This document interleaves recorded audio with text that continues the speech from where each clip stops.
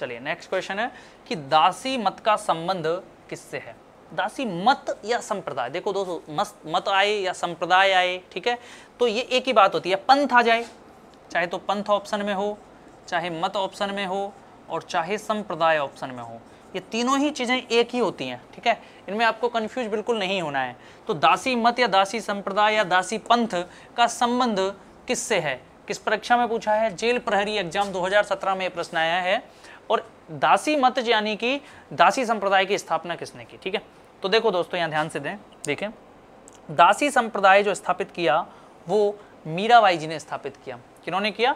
मीराबाई जी ने स्थापित किया, ठीक है। मीरा को क्या कहा जाता है? राजस्थान की राधा। अब मीराबाई से भी देखो कुछ मैं प्रश्न यहाँ पे आपको करा देता हूँ, क्योंकि मीराबाई से अक्सर प्रश्न किए जाते हैं। कई बार तो इनके बचपन का नाम पूछ लिया जाता है। तो मीराबाई के अगर बचपन का नाम पूछे तो मीराबाई के बचपन का नाम क्या था? पेमल दे। देखो पश्चिमी राजस्थान में दे जरूर लगता है नाम के पीछे, ठीक है, दे से मतलब है देवी से, ठीक है। तो पेमल दे इनके बचपन का नाम था मीराबाई का। और मीराबाई का जो जन्म हुआ था वो गोपीनाथ शर्मा के अनुसार कुड़की गांव में हुआ था। कौन से गांव में हुआ था दोस्तों?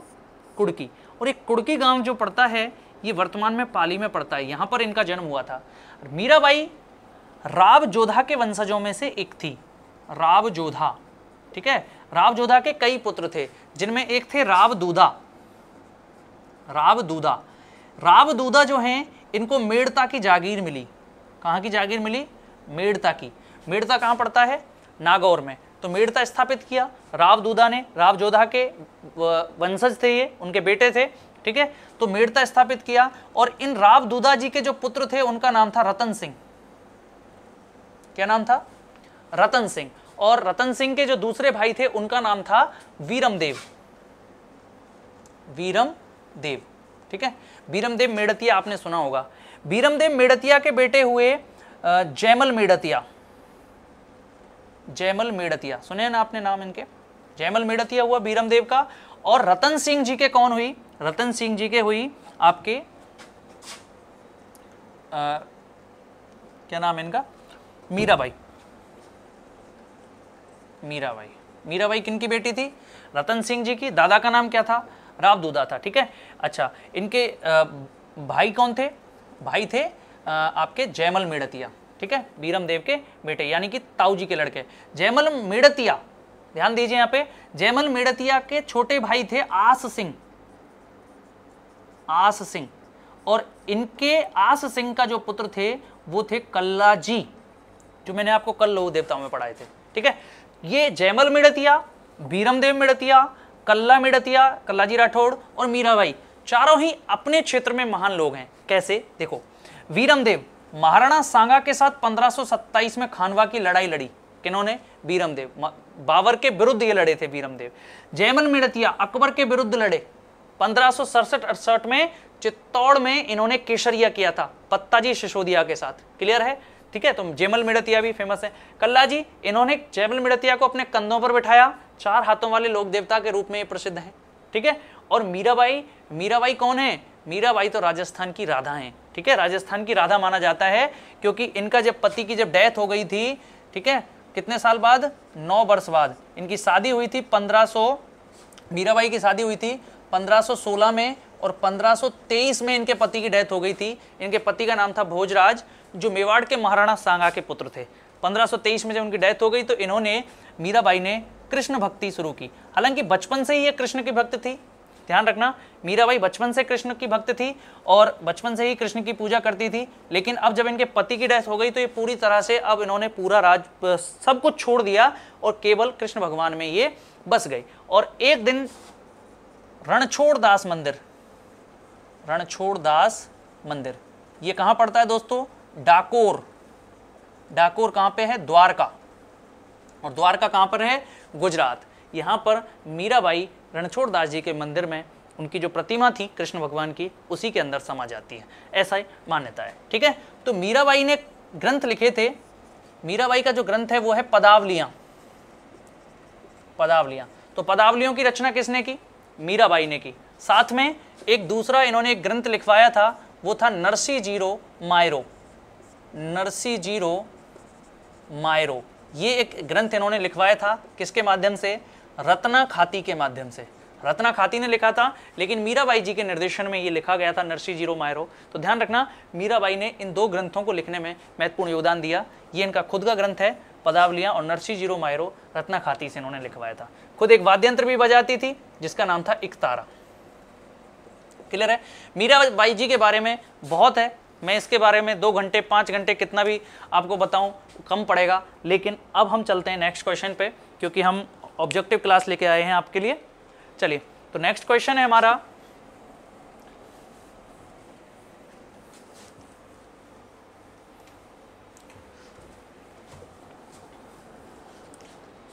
कि निम्नलिखित में से दादूपंथी संत कौन है? ठीक है, कि यानी कि ऐसे कौन से संत हैं जो दादूपंथी संत हैं, यानी कि जो दादू संप्रदाय से संबंधित है। मैंने बताया था पंथ आए, मत आए या संप्रदाय आए, एक ही बात होती है। ठीक है, तो दादूपंथी का मतलब है दादू संप्रदाय के संत कौन से हैं। तो देखो दोस्तों, आपको एक चीज आपने सुनी होगी कि एक ऐसे मुस्लिम युवक थे जिनकी शादी होने जा रही थी, शादी के लिए जा रहे थे भाई सज धज के, लेकिन रास्ते में दादू जी उपदेश देते उनको मिल गए। उपदेश देते मिल गए तो उन्होंने अपनी शादी तो कर दी कैंसिल, और पूरे जीवन दूल्हे के वेश में, पूरे जीवन दूल्हे के वेश में क्या किया? दादू जी के जो बखान थे, दादू जी के जो प्रवचन थे, उनको लोगों को समझाया। ऐसे महान संतों में नाम आता है रज्जब जी का, जो दादूपंथी संप्रदाय से संबंधित रहे थे। तो रज्जब जी दादूपंथी संप्रदाय से संबंधित रहे हैं। रामदेव जी अपने आप में खुद एक गुरु थे। जसनाथ जी अपने आप में एक संप्रदाय के संस्थापक रहे हैं। गोगा जी अपने आप में एक लोक देवता रहे हैं। ठीक है, और फिर दूसरा, गोगा जी 11वीं सदी में संबंधित हैं, और दादूपंथ जो दादू जी थे ये 16वीं सदी से संबंधित थे। ठीक है, तो इनमें समय का अंतर भी, समय का जो कम्युनिकेशन है वो भी नहीं बैठ पा रहा है। रामदेव जी 15वीं सदी से संबंधित है, 15वीं 16वीं सदी। ठीक है, और ये आपके 11वीं सदी। जसनाथ जी ये भी आपके 15वीं से 16वीं सदी से संबंधित है। ठीक है, तो ये दोनों हैं रामदेव जी, ये तो अपने आप में एक गुरु थे, कृष्ण भगवान के अवतार माने जाते हैं। जसनाथ जी, इन्होंने जसनाती संप्रदाय की स्थापना की थी, और गोगा जी ये 11वीं सदी से संबंधित थे, दादू से संबंधित नहीं है। रज्जब जी इसमें मेल खाते हैं क्योंकि ये मुस्लिम युवक थे जो शादी के लिए जा रहे थे। इनके प्रवचन सुनकर शादी से रुक गए, और रुकने के बाद पूरे जीवन दूल्हे के वेश में जो दादू जी थे उनके प्रवचनों का बखान करते हुए फिरते रहे थे। कौन? रज्जब जी। तो यहाँ पे इसका जवाब रज्जब जी हो जाएगा। चलिए, एक चीज और बता देता हूं दोस्तों आपको, कि जितनी भी हमारी परीक्षाएं होती हैं उनमें दादू संप्रदाय से संबंधित अक्षर का प्रश्न जरूर आता है। दादू संप्रदाय मोस्ट इंपॉर्टेंट, ये मान लीजिए आप, सबसे महत्वपूर्ण है, आपको उसे तो पढ़ना ही पढ़ना है। तो यह ध्यान दें, 12वां प्रश्न है, गरीबदास, संतदास जी, जगन्नाथ जी और माधोदास जी आदि संतों का संबंध किस संप्रदाय से माना जाता है? अच्छा, एक चीज और बता देता हूं, ऐसा ही एक प्रश्न और आया था, बालिंद जी किस संप्रदाय से संबंधित है? ठीक है, ये प्रश्न ग्राम सेवक में आया था, और ये प्रश्न जो दे रखा है ये 2nd ग्रेड में दे रखा है। ये ग्राम सेवक में आया था 2016 में, 18 दिसंबर को ये परीक्षा हुई थी, 18 दिसंबर 2016।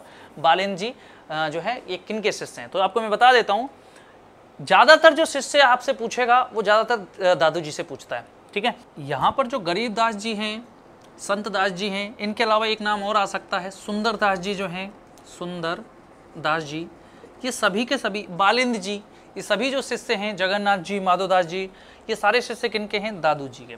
यानी कि दादू संप्रदाय से ये संबंधित है। आपको पता है दादू जी के 52 शिष्य थे, जिन्हें दादू संप्रदाय के 52 स्तंभ कहा जाता है। 52 स्तंभ। ठीक है, दादू संप्रदाय के क्या बोला जाता है? 52 स्तंभ बोला जाता है। अच्छा, एक चीज और बता देता हूं कि जो दादू संप्रदाय है, इसमें जहां पर इनका जो सत्संग स्थल होता है, सत्संग स्थल जहां पे सभी लोग इकट्ठे होते हैं, उस जगह को बोला जाता है अलख दरीबा। क्या कहते हैं दोस्तों? अलख दरीबा। क्लियर है? तो अलख दरीबा क्या है? दादू संप्रदाय का सत्संग स्थल है। दादू संप्रदाय के प्रवर्तक संत दादू जी थे, जो नरेना जयपुर मैंने आपको बताया था, वहां पे इन्होंने प्रधान पीठ की स्थापना की थी। भैराणा पहाड़ी पर इन्होंने तपस्या की थी। इनके 52 शिष्य थे, जिनमें प्रमुख हैं बालिंद जी, सुंदरदास जी, रज्जब जी, अभी थोड़ी देर पहले बताया था रज्जब जी, इसके अलावा गरीबदास जी, संतदास जी, जगन्नाथ जी, माधवदास जी, ये इनके प्रमुख शिष्य हैं। ठीक है दोस्तों, आगे चलते हैं। तो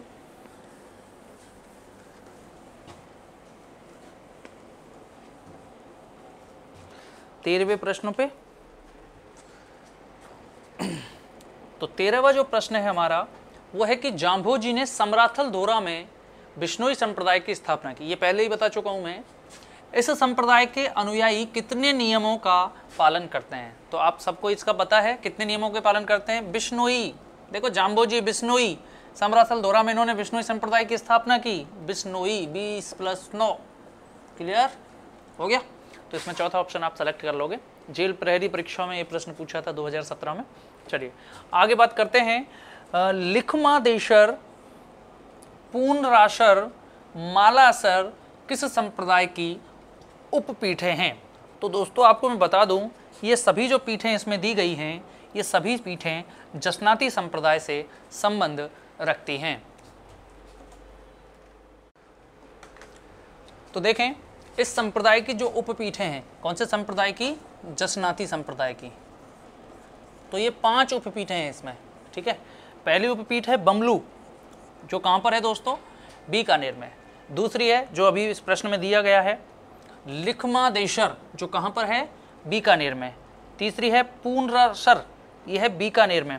चौथी है मालासर, ये है बीकानेर में। और इसके अलावा जो 5वीं पीठ है वो है नागौर में, पोमलू। ठीक है, तो इसकी 5 उपपीठें हैं, ये आप क्लियर कर लें। चलिए आगे चलते हैं।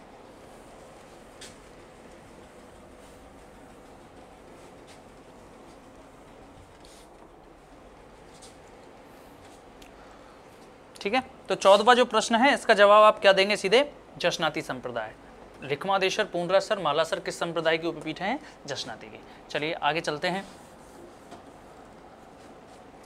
15वां प्रश्न है कि ज्ञान समुद्र, बावनी, रामची, अंटक, ये कृतियां किस संत से संबंधित हैं? कौन कौन सी? ज्ञान समुद्र, बावनी, रामची, अंटक। तो ये जो कृतियां हैं ये किस से संबंधित हैं? तो ये जो सारी कृतियां हैं ये सुंदरदास जी से संबंधित है। सुंदरदास जी मैंने आपको बताया था दादू पंथी संप्रदाय से संबंधित हैं और दादू जी के प्रधान शिष्यों में से एक थे। और इन्होंने ही, किन्होंने? सुंदरदास जी ने ही दादू संप्रदाय के भीतर नागा पंथ की शुरुआत की थी। नागा पंथ, नागा संप्रदाय का मतलब था ऐसे लोग जो अपने शरीर पर भस्म लगाकर फिरते थे। और इस संप्रदाय में एक परंपरा शुरू हुई, और उस परंपरा में क्या था कि ये लोग कभी भी अपने आप को न दफनाते थे न जलाते थे, बल्कि जंगल में सबको छोड़ दिया करते थे, प्रकृति में छोड़ दिया करते थे। यानी कि पशु पक्षी इसको खा लें, कोई दिक्कत नहीं होती थी इनको। ऐसा परंपरा स्टार्ट की थी सुंदरदास जी ने। चलिए आगे हम बात करते हैं 16वें प्रश्न की, कि पीर फखरुद्दीन बाबा की मजार किस नदी के तट पर स्थित है? तो दोस्तों जो पीर फखरुद्दीन बाबा हैं, इन्होंने गलियाकोट, और ये गलियाकोट कहाँ पर है दोस्तों? डूंगरपुर में। गलियाकोट डूंगरपुर में पीर फखरुद्दीन ने गलियाकोट उर्स लगाना शुरू हुआ था इनकी याद में, आज भी लगता है। तो गलियाकोट से संबंधित थे पीर फखरुद्दीन बाबा। ठीक है, जो कहाँ से है? डूंगरपुर में। और डूंगरपुर में आपको पता है इनमें से कौन सी नदी बहती है? तो माही। माही एक बड़ी नदी है जो डूंगरपुर में बहती है। सोम और जाखम इसमें माही में मिलने वाली नदियाँ हैं। तो माही नदी जो है इसी के किनारे इनकी मजार बनी हुई है। कौन से बाबा की? फखरुद्दीन बाबा की मजार। कौन सी नदी के किनारे है? माही नदी के। तो गलियाकोट उर्स कहाँ लगता है? तो आपको बताना है माही नदी के किनारे डूंगरपुर में। किनकी याद में लगता है? तो पीर फखरुद्दीन बाबा की याद में लगता है। चलिए आगे चलते हैं।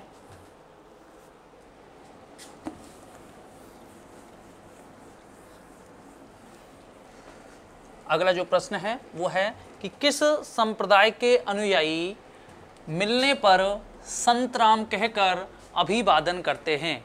ठीक है, क्या कहते हैं एक दूसरे से? संतराम। ठीक है, तो संतराम कहने वाले जो संप्रदाय है वो है दोस्तों दादू पंथ। ठीक है, दादू पंथ क्या कहता है, एक दूसरे से मिलने पर संत राम। इस पंथ के जो संप्रदाय के जो लोग हैं वो सब एक दूसरे को संत राम शब्द बोलते हैं। ठीक है, तो 17वें प्रश्न का सही जवाब है तीसरा ऑप्शन दादू पंथ।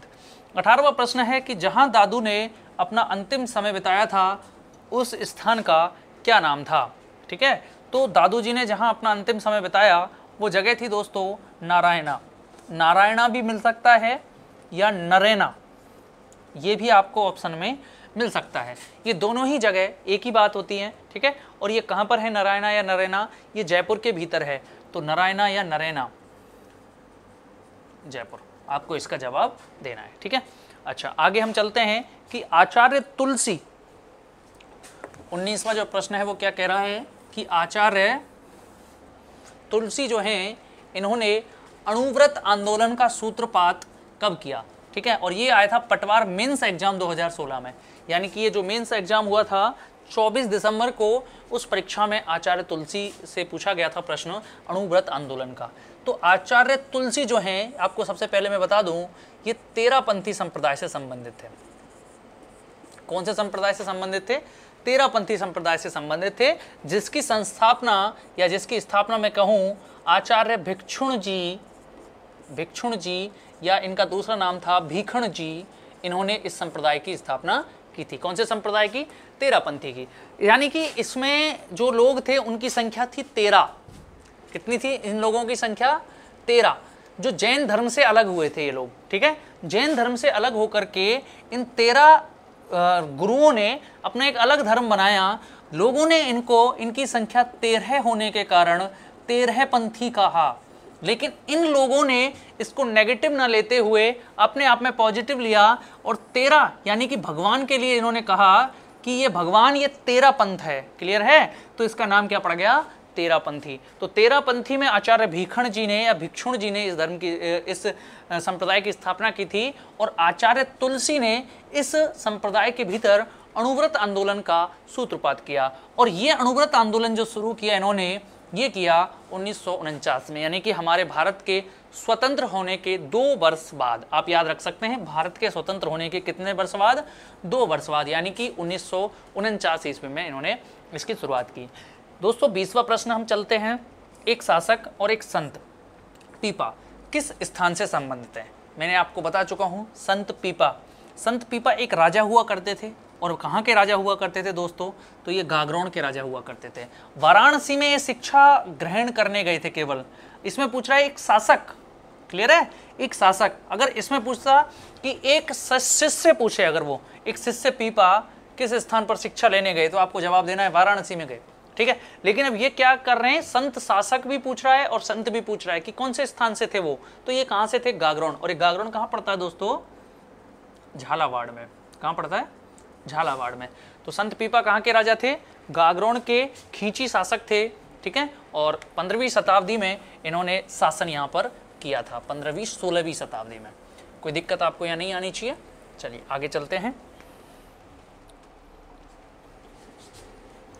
हाँ दोस्तों, ये जो प्रश्न है 21वां, ये एक जबरदस्त प्रश्न है जो लैब असिस्टेंट परीक्षा 2016 में पूछा गया, और ये प्रश्न उस समय का कठिन प्रश्नों में से एक रहा था, यानी कि ये अच्छा प्रश्न था।